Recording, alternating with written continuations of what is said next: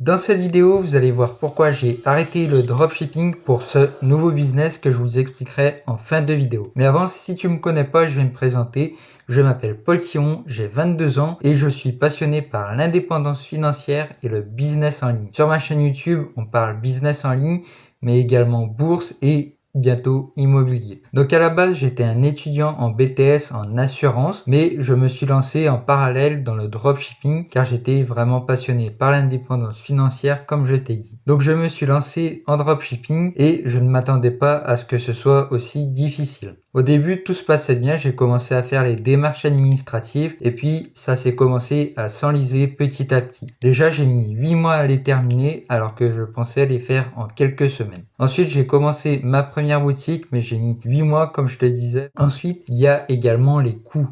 Le dropshipping, c'est cher. Il faut gérer les images, il faut payer un freelance pour faire les images. Il faut également payer les publicités Facebook, ça coûte extrêmement cher. Et au fil des années, j'ai publié une dizaine de boutiques et j'ai dépensé plusieurs milliers d'euros. Et donc voici pourquoi j'ai arrêté. Mais il y a également d'autres raisons comme les aspects techniques. Quand Shopify me dit que je ne peux pas publier ma boutique parce que les moyens de paiement ne marchent pas. Et sur le long terme, j'en suis vraiment arrivé à bout et à me dire que le dropshipping ce n'était plus rentable, en tout cas pour moi. Donc maintenant que je me suis présenté et que j'ai expliqué mon ancien business, je vais vous expliquer maintenant mon nouveau business qui est le Growth Operator. Si tu connais pas le Growth Operator, je vais t'expliquer ça maintenant. Donc le Growth Operator, pour faire simple, c'est un opérateur de croissance qui aide les créateurs de contenu à développer leur entreprise et leur activité en ligne. Moi personnellement, je m'occupe de la partie création de formations digitales